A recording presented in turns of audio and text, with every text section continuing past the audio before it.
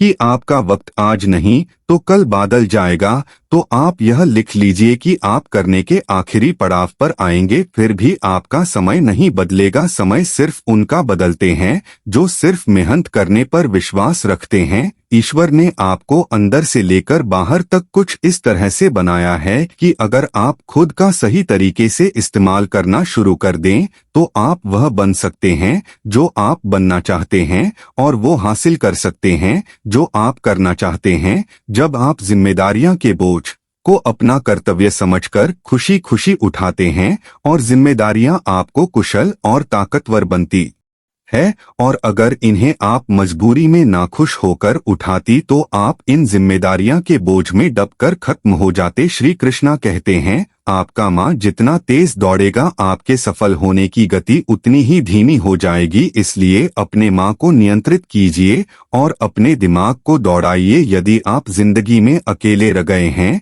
तो इस बात का अफसोस मत कीजिए कि आप अकेले हैं, बल्कि इस बात पर खुशी मनाया कि अब आपका बड़ा वक्त आपके कम को मिलेगा। बल्कि इस बात का खुशी मनाइए कि अब आपका पूरा वक्त आपके कम को मिलेगा। और याद रखिएगा कि कम से बड़ा कोई अपना नहीं है, कम से बड़ा कोई दोस्त नहीं है। हर को हर की तरह मत अच्छी इसे एक और सीखने की मौके की तरह देखिए, क्योंकि हर में सीखने की अपार संभावना होती है। और जब आपको कई बार हर के बाद सफलता मिलती है तो पहले बार में ही मिलने वाली सफलता से कई गुना ज्यादा शानदार होती है। अगर आप सोचते हैं आपको सफलता आसानी से मिल जाएगी तो आप गलत है, क्योंकि सफलता स्मार्ट तरीके से की गई मेहनत और धैर्य रखना से मिलती है। अगर आप इन सब के लिए तैयार हैं तो आप सफल होने के लिए भी तैयार है। यदि आप रात दिन सफल होने के लिए जूझ रहे हैं तो आपके रास्ते में आने वाली बड़ी समस्या आपको रोक नहीं पाएगी। अगर कोई आपको रोकेगा तो आप खुद होंगे, कोई और नहीं। कब तक आप बैठकर अपनी किस्मत को कोसते रहेंगे? कभी ना कभी आपको पूरे जोश के साथ उठाना होगा, पूरी लगन और मेहनत के साथ कम करके अपनी किस्मत को बदलना होगा। अगर आपका ध्यान आपके लक्ष्य पर नहीं है तो आप इस बात पर ध्यान दीजिए कि आपका ध्यान किस तरफ है, क्योंकि जी तरफ आपका पूरा ध्यान होगा वही आपके जीवन में घटित होगा और वही आप हासिल भी करेंगे। मधुबन गांव में सुमन नाम की एक लड़की रहती थी जिसकी उम्र मात्र 12 साल की थी। वह कभी स्कूल नहीं गई, फिर भी वह कुछ ऐसा करने का सपना देखते थी जिससे वह पूरी दुनिया में मशहूर हो जाए। सुमन के गांव वाले हमेशा उसे पगली कहते थे, क्योंकि वह कभी स्कूल नहीं गई, फिर भी वह जिंदगी में कुछ बड़ा करने का सपना देखते थी। गांव वाले सुमन के पिताजी पर इस बात को लेकर दवा बनती थी कि सुमन पढ़ी लिखी नहीं, इसलिए जल्द से जल्द इसकी शादी कर दो, वरना आगे चलकर बहुत मुश्किल होगी। सुमन के पितागा वालों की बात से पूरी तरह सहमत, पर सुमन सहमत नहीं थी। उसे तो शादी नहीं बल्कि पूरी दुनिया में नाम कामना था, कुछ ऐसा करना था जिससे उसे पर लोगों को बेटी होने पर गर्व। सुमन के लिए यह सब कुछ करना आसान नहीं था। गांव वाले इस बात से बेखबर थे कि वाकई सुमन करना क्या चाहती है। वह किसी को इस बड़े में नहीं बताई थी कि वह एक अच्छा चित्रकार है।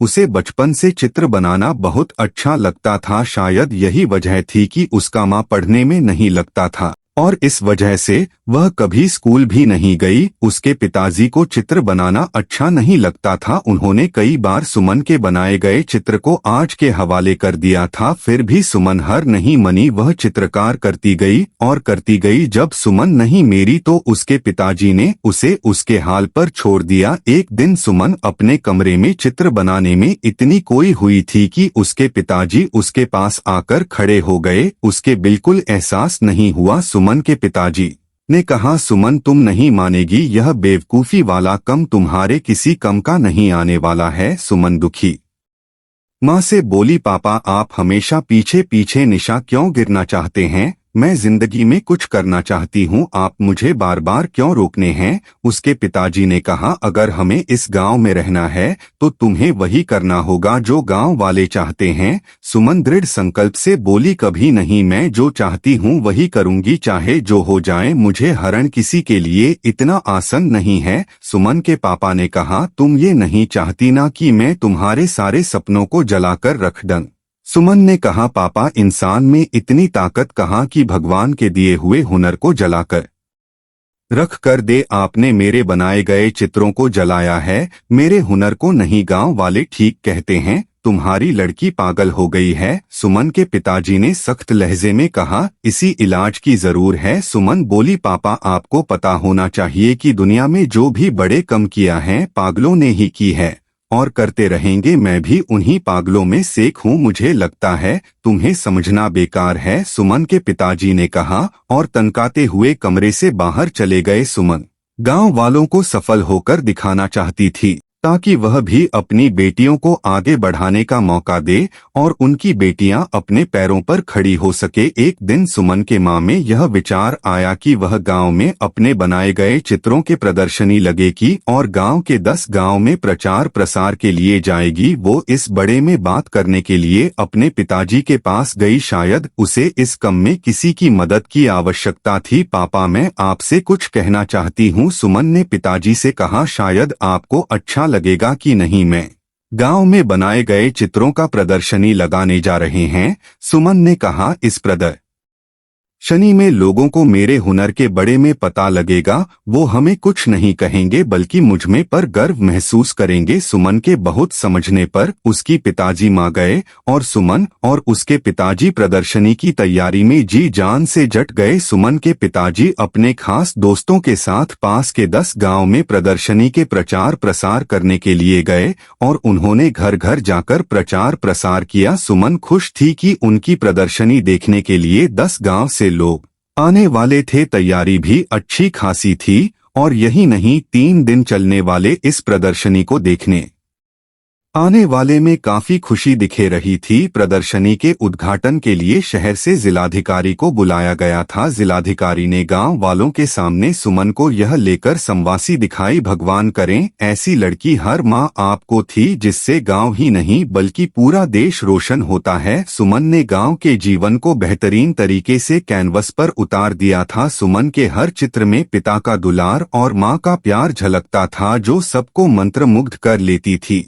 पिता ने अपनी बेटी से कहा, बेटी, मैं तुम्हारा दोषी। सुमन के पिताजी ने अपराध बहुत की भावना से कहा, मैंने तुम्हें बहुत परेशान किया, मैंने तुम्हारे बनाए गए चित्रों को जलाया जो मुझे नहीं करना चाहिए था। सुमन ने कहा, पापा, अगर आप मेरे साथ प्यार से पेश आते तो शायद आज मैं जहां वहां नहीं होती। सुमन ने कहा, पापा, आपकी हर बात से मुझे और अधिक प्रयास करने की ताकत मिलती थी। सुमन पिताजी का साथ प्रकार बहुत खुश थी और वो अपनी कल को और ज्यादा निखरने का प्रयास करती रही और साथ ही दूर दराज के गांव में प्रदर्शनी भी लगती रही।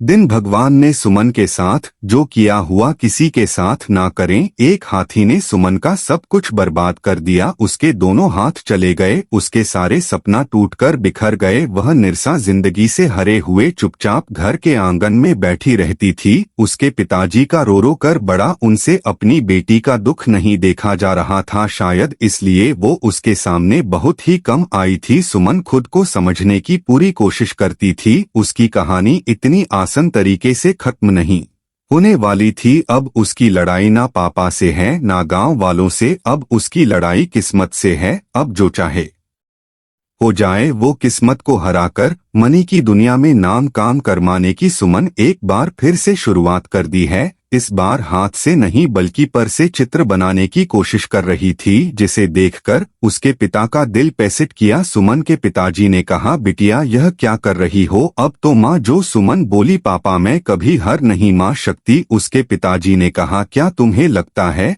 तुम इस तरह से अपने सपना को पूरा कर लोग? सुमन ने कहा, पापा, अगर इरादे पक्के हो तो कोई भी कम इस दुनिया में मुश्किल नहीं है। मेरे से ज्यादा लोग हादसा झेलते हैं।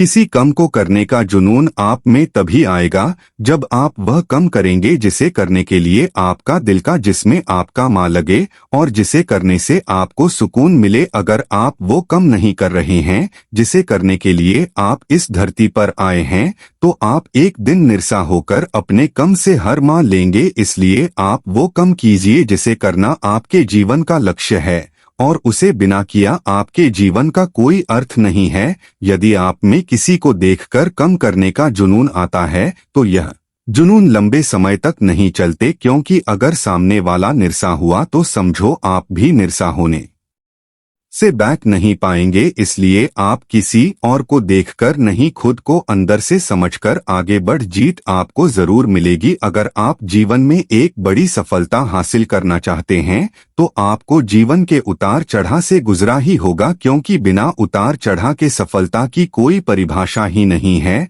यदि आप संयम रखेंगे तो इससे मिलने वाला फल आपके जीवन में सुख शांति समृद्धि लेकर आएगा, क्योंकि आप जानते हैं संयम का फल मीठा होता है और इसे बढ़ाने और पकाने में एक लंबा समय लगता है। आपके चने से ये जल्दी तैयार नहीं होता। जब आप संघर्ष का रास्ता चुनते हैं तो आपको शरश्ते चलकर बहुत दर्द सहाना पड़ता है, लेकिन यही दर्द आगे चलकर आपकी ताकत बनकर सामने आता है और आपको जीत दिलाता है। श्री कृष्णा कहते हैं, अगर आप इस धरती पर जन्म ले लिए हैं तो फिर जोखिम लेने से क्यों घबरा रहे हैं। आगे बढ़ाने को ठान लीजिए। सारी तकलीफें और दर्द आपका मार्गदर्शन करना शुरू कर देंगे, क्योंकि जो कुछ करने को ठान लेट है फिर भी कामयाब होते हैं। सुमन के पिताजी ने कहा, बेटी प्रयास करो, मैं हमेशा तुम्हारे साथ हूँ। तुम्हारे प्रयास से तुम्हारी बदकिस्मत बिहार जाएगी। और इस तरह कई सालों के मेहनत के बाद एक बार फिर सुमन की जिंदगी वापस लौट आई। उसके टूटे हुए सपना एक एक करके झरने लगे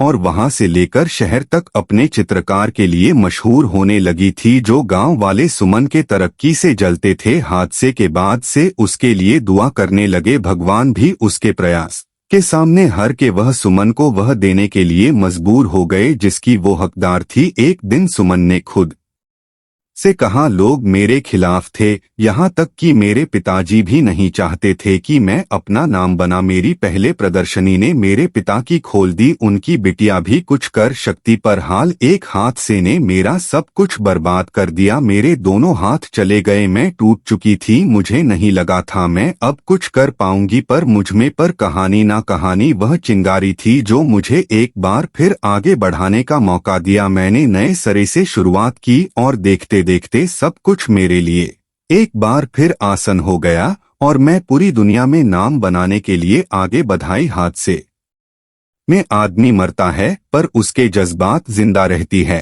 और एक प्रयास से सब कुछ बर्बाद होने से बैठ जाता है। आदमी तब तक खत्म नहीं होता जब तक उसके हौसलों में जान होती है। यही वो हौसले होते हैं जिससे सपनों को पहचान मिलती है। दोस्तों, इस वीडियो में बस इतना ही। मिलते हैं अगले वीडियो में। अपना ख्याल रखिएगा। जय श्री कृष्णा। राधे राधे।